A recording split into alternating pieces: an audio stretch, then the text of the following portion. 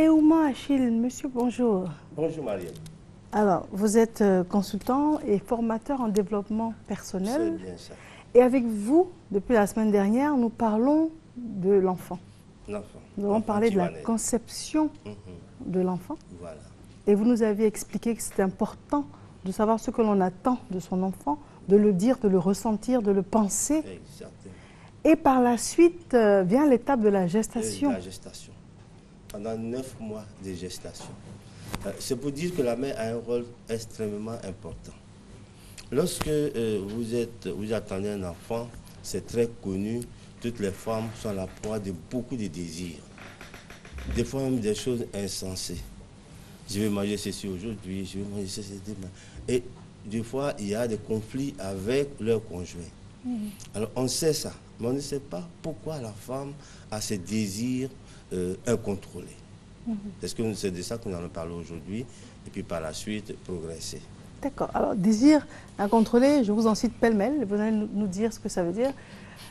À 4 h du matin, chérie, je veux manger une glace. Qu'est-ce que ça veut dire? Alors, ça veut dire que tout simplement que, vous savez ce qu'on appelle les entités. Les entités qui sont malveillantes et puis les entités qui sont bien, celles qui sont dans la lumière. Alors, quand la femme atteint un enfant, il faut comprendre une chose, c'est que l'enfant qui va naître doit être construit par des matériaux. Il y a le matériau principal, c'est l'âme. Mais l'âme ne rentre pas dans l'enfant en ce moment-là. L'âme est autour de l'enfant. Et l'âme participe à la construction du matériau de l'enfant aussi bien que la mère. Mais il y a des entités malveillantes aussi qui veulent venir participer à la construction de cet enfant. Pourquoi? Pour le rendre mauvais après. Alors ce sont ces entités-là qui viennent et qui sont autour de l'enfant et qui font rentrent dans la maman pour la provoquer et pour la pousser à avoir ces gens d'envie. Attendez, donc vous nous expliquez que quand la femme est enceinte, Oui. il y a des esprits maléfiques autour d'elle. Autour d'elle. Comme des esprits bénéfiques. Voilà. Et deuxièmement, vous nous expliquez que quand elle a une envie, c'est guidé par un esprit maléfique. Maléfique. Voilà. Forcément. Forcément. Même si ce n'est qu'une glace à la vanille, Même si à la c'est crème chantilly, une à glace 4 h du matin. Bah oui, pourquoi Un pas? esprit bienveillant ne fait pas ça. Mais c'est un, Il le fera quand il fera mais chaud. c'est un caprice. Oui, C'est un caprice. mais Elle a qui- besoin de se savoir Qui choyer. donne les caprices aux femmes? Ce sont ces entités malveillantes. Mais est-ce que c'est méchant d'avoir un caprice? Si on joue à un peu d'humour, c'est bien. Mais quand ça devient des caprices capricieuses, on commence à se dire non. D'accord. Parce que même pour la construction de l'enfant, le père doit participer. Mais des fois, on a l'impression que ça peut être un manque de quelque chose. Par exemple, la femme qui ne boit pas beaucoup de lait pendant sa grossesse, pour Oui. la calcification des os, Ouais. elle peut se réveiller à 3 h du matin et puis ressentir ce manque. Tous les manques que vous ressentez sont dus à des esprits malveillants. Mais ça peut Maintenant, être l'organisme Oui, qui comment? réclame du fer, par exemple. Ça peut être l'organisme qui réclame du fer Mais et qui pousse la femme à demander du lait Oui, mais l'organisme réclame le faire pourquoi? pour constituer l'enfant. Oui, parce que ça commence, quand il y a une réclamation, ça provient d'où? Ça provient déjà du cerveau. Voilà. Dans le cerveau, tu vas enregistrer la demande. Tu peux l'arrêter, tu peux dire non, tu n'as pas besoin de ça actuellement. Mais d'autres entités vont venir pousser jusqu'à ce que la femme demande. Et donc ces caprices sont à contrôler. Voilà. Et il ne faut pas laisser la femme enceinte en train de tout vouloir et vouloir tout lui donner. Non. Il faut mesurer la chose. Mais quand on ne lui donne pas ce qu'elle souhaite, Oui. des fois, elle peut se sentir frustrée parce qu'elle est tellement sensible que des fois, ses sentiments sont exacerbés Oui. au point où, non, je ne veux pas, elle peut avoir une crise de larmes ou quelque chose comme ça. Donc, tout est Oui, excessif. on donne tout. Généralement, les hommes donnent tout. Mais il ne faut pas tout donner. Il faut tout mesurer. Parce que à ce moment-là, la femme doit penser consciemment à créer de la lumière, de bonnes pensées. Parce que tout ce qu'elle pense, l'enfant ressent. C'est ce qu'elle pense qui nourrit l'enfant. Mais l'enfant ressent, pourtant il n'a pas d'âme. Non, l'âme autour de lui. Mais comment il arrive à ressentir s'il n'a pas d'âme, il n'a pas déjà une âme? L'enfant, dès que l'enfant est conçu, il communique avec la mère par ce qu'on appelle une communication extrasensorielle. D'accord. Voilà. Alors, cette communication, vous savez qu'un serpent, par exemple, communique par ses sens. Voilà. Sinon, normalement, il ne voit même pas. Donc, il communique par ses sens. Donc, vous mettez de la nourriture qui n'est pas bien, les restes de nourriture dans la maison. Le lendemain, vous venez, il y a des cafards tout autour. Alors que quand vous laissez, il n'y avait rien. Qu'est-ce qui a provoqué ça? C'est la nourriture par des antennes à attirer les cafards jusque-là. Donc l'enfant aussi ressent tout ce que la mère ressent. D'ailleurs, si vous faites une trace sur votre bras, l'enfant va sortir à la trace. Ah bon? Oui. Il y a des endroits où on essaie de savoir, de classer les gens par famille en fonction des traits qu'on va faire sur la mère pendant la gestation. Et l'enfant va sortir à ces traits, on sait que cet enfant vient de telle famille. Vous voyez? Donc, c'est très important qu'autour de l'enfant, la femme crée des bons sentiments, crée des bonnes pensées, se mettre dans un état de sagesse bien, grande sagesse, pour que l'enfant aussi, en ressortant, enregistre ses matériaux. Quand vous voulez construire un immeuble, qu'est-ce que vous prenez? Un bon architecte et puis des ouvriers.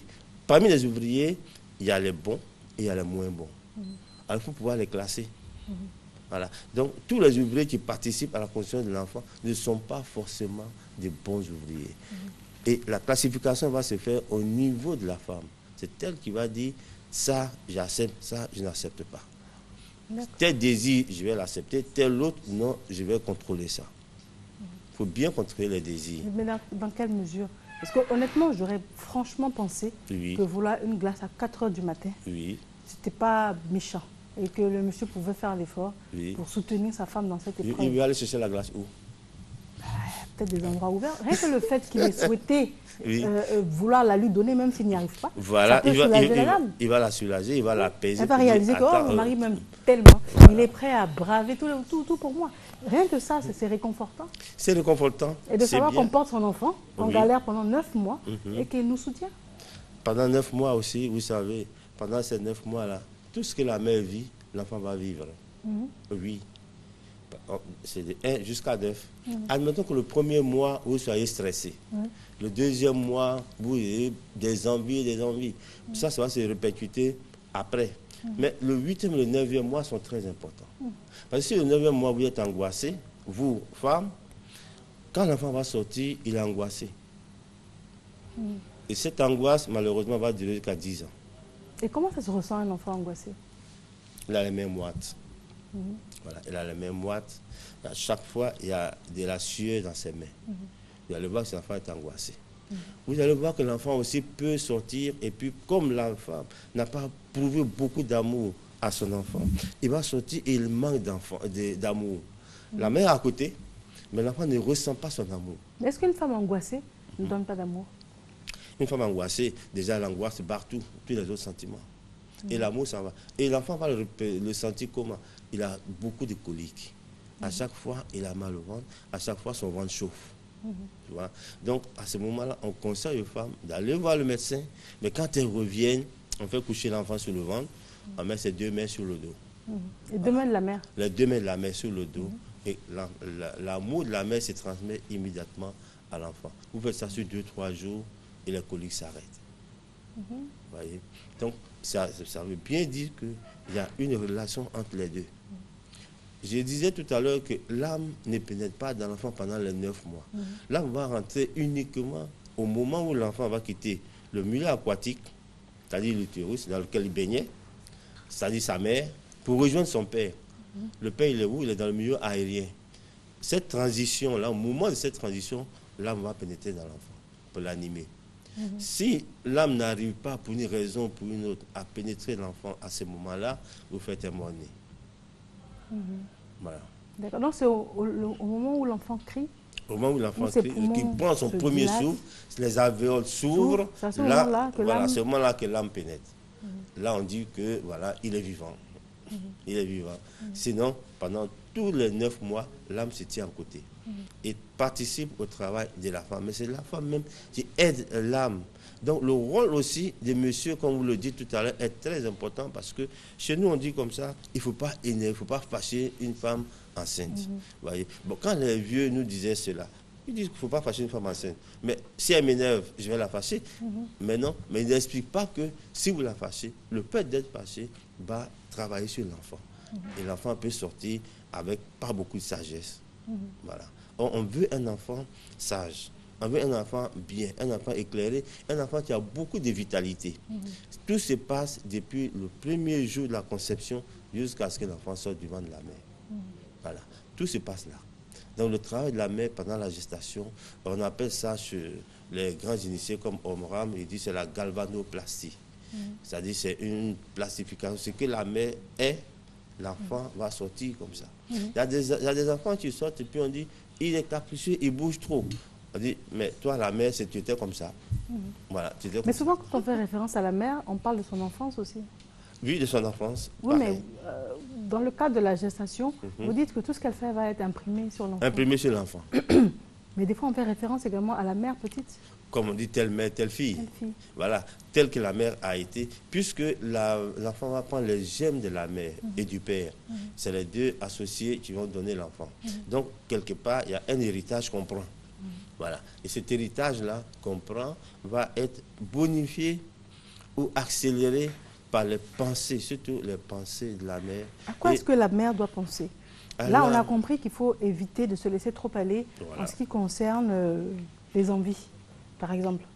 Je suis un peu frustrée en tant que femme, parce que je me disais que, bon, une glace à 4 h du matin, bon, pourquoi pas. Mais c'est pas bon, c'est ce que je retiens, c'est pas bon. Il faut limiter ses envies. Voilà, il faut limiter ses envies, parce que les envies sont commandées par des entités malveillantes. Alors, qu'est-ce qui est commandé par des entités bienveillantes alors? Alors, ce qui est commandé par les entités bienveillantes va vers la règle des 3 B. Le bon, le beau et le bien. Voilà. Quand vous êtes dans le bon, le beau et le bien, évidemment, vous êtes du côté de la lumière. L'inverse, vous mettez de l'autre côté. Voilà. Donc, une femme qui entend un enfant doit avoir ces pensées-là. Mais c'est l'homme qui doit l'aider à avoir ces pensées-là. Voilà. Parce que si l'homme est toujours parti, si l'homme n'est pas attachant, si l'homme n'est pas bienveillant sur elle, ben, voilà. Par exemple, les caprices, par exemple, doivent être dévancés par l'homme. Voilà. C'est qu'elle aura besoin de telle chose, telle chose, telle chose. Tu dévances déjà la chose. Et puis, des fois, quand tu dévances aussi, tu achètes, ça y est, là, elle n'a plus envie de prendre ça. Voilà. Ça lui dit plus, non, aujourd'hui, j'en ai pas envie. Alors que hier, elle avait envie. Vous voyez, c'est comme ça. Donc, l'homme doit l'aider dans ses envies. Il doit trier les envies? Il doit créer des envies qui sont bien, déjà. Voilà. Il doit les créer. Ça y est là. Si elle le prend, c'est bien si elle ne le prend pas. Parce que vous allez avoir... Mais en réalité, même tout ce que vous avez envie, c'est commandé par ces entités malveillantes, ne sont pas des choses utiles pour l'enfant. Ce qui est utile pour l'enfant, c'est pas trop... Là, on pense, bon, il faut bien manger, il faut prendre tes médicaments. Tout ça, c'est bien. Seulement, la chose la plus importante, c'est les sentiments que la femme va avoir. Si vous avez le sentiment de rejeter votre enfant, vous savez ce qu'il peut faire? Il peut dire, dans cette famille, on ne m'attend pas. Donc, je peux sortir à 4 mois, à 5 mois, à 6 mois. Voilà. Il a envie de partir. Parce que l'enfant sent tout ce qui se passe dans la maison. C'est ce qui est important. Alors, on ne pense pas, non, c'est un bébé là, dans le ventre, puis ça en est. Ah non, ils sentent tout. Ils sentent mieux que nous-mêmes. Et nous avons été tous comme ça. Très bien. Votre mot de fin, M. Ouman, est un contact? Alors, je demande donc aux hommes d'être attentionnés auprès de leurs femmes, surtout pendant la gestation. S'ils veulent que leur enfant sorte avec beaucoup de sagesse, qu'il soit un enfant sain et beaucoup de vitalité, qu'il soit beau, il faut qu'il soit bienveillant et très attentionné. Voilà. Il faut même dévancer ce qu'elle va avoir envie et être aux petits soins. Vous dites d'être attentionné, mais en même temps de ne pas céder à ses caprices. Oui, parce que là-dessus, il faut laisser beaucoup de place à la souplesse, mais en même temps, il faut être rigoureux. Parce que cet enfant doit sortir avec beaucoup de rigueur aussi. Voilà. Il ne faut pas qu'il soit un enfant faible. En même temps. Voilà. Et c'est l'équilibre qui est difficile à trouver, évidemment. Voilà. En tout cas, l'équilibre est difficile à trouver. C'est difficile à trouver. Et c'est pour ça qu'on en parle. C'est pas facile. Déjà, il faut y penser. D'accord. Voilà. Un téléphone 57 11 69 11. On peut reprendre, s'il vous plaît 57 11 69 11. Très bien. Je vous remercie. Merci beaucoup.